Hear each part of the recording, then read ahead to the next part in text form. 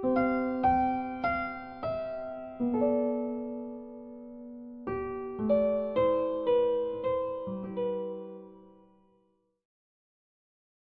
10 verses 36 to 37. Which now of these three, thinkest thou, was neighbor unto him that fell among the thieves? And he said, He that shewed mercy on him. Then said Jesus unto him, Go, and do thou likewise. Question. Pastor Wind. In our understanding of the Good Samaritan, understand why God made the 7-year Great Tribulation appear in the 4-horse judgment. God wanted the world to know that they had mistreated Samaritans. That led to their trial. This year, the pastor discovered the Good Samaritan revelation. When we look at the Israeli-Palestinian War and the Red Horse trials, you understand why Albert Pike of the Illuminati predicted the destruction of Christianity. Now, when we stand at this viewpoint, the whole of Christianity is not in the same direction as the pastor. As the Lord Jesus said, He who is not with him is against him. Whoever does not gather with him scatters.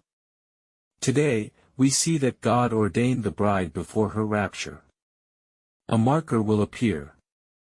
All the churches of the world will gather in the Church of Zion to fulfill the bride's final mission. Is that how it should be interpreted? That's very true. The reason the Good Samaritan of every age, or a servant of God, let the Lord Jesus Christ be the best example. However, what Albert Pike has to say in this passage is remarkable. Know that either you are with the Lord Jesus or against him. In fact, does Paul say that in his New Testament letters? Yes, he wrote. Whoever opposes the church of the New Covenant is the Antichrist. In other words, we are missing two essential elements.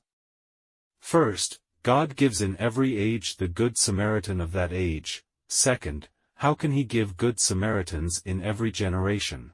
Now, from this angle, this is the only direction that shapes and molds the growth of our lives. One thing to know, in life, we know we have life, but only some people understand what life is. Let alone cognition, what is life? If you look at the people who are moronic believers in evolution, it is falsely claimed that man has evolved. Imagine that nothing can happen randomly, resulting in a perfect shot every time. What about life?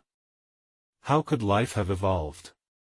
There are so many things, hundreds of millions of times more complicated than the event, different age at all. Let me give you a practical example.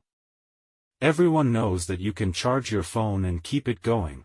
It was conceived by a man, a powerful design. We may ask, what material in the world can make the soul work? Where is the raw material of the soul?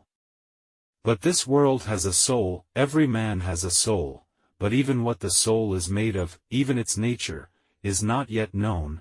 Say it happened by accident. In other words, you clearly understand the nature of a thing. Let's say you have a piece of paper, you know what it is, you can tell what program it was made by. The reason? You understand the nature of it. Yet, you don't even know the nature of human life. Evolution has already been said. Is that not crazy? You know how it's made, and in an irresponsible way, saying it came by chance, or mutated by a mistake. How crazy this is. Because you don't even know what it is, how that thing emerged, existed, maintained, until now. Technology couldn't do that. So far, any finished product made by human beings. Some are even ingenious. However, any finished product, it must have been made in a factory 1,000,000 times bigger than the finished product. But only life, made from cells 1,000,000,000 times smaller than us, it's just where this technology came from. For example, if you suddenly buy an iPhone, after you bought it, you found out it was a sesame seed, it's just a sesame seed. Even that sesame seed is just packaging. When you cut it open with a knife, inside was as delicate as a speck of dust, then you said, "You see, it's going to grow into an iPhone." Can you believe it? Do you believe humans have such technology? Can this be called technology? Isn't that right?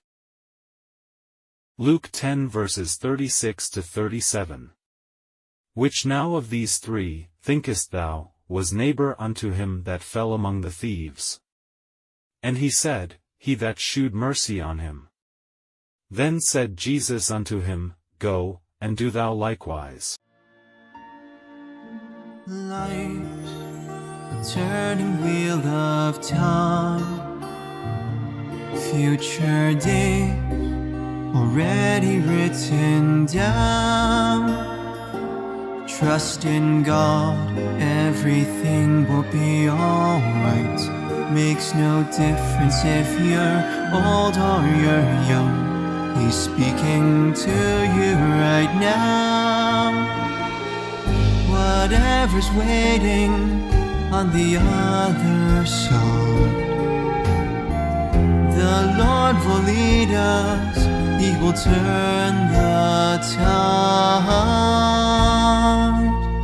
I must look beyond, far beyond what my eyes can see. God's goodness surely follows you and me. When I'm marching on, all my doubts will be cast off to see. Miracles come running to me.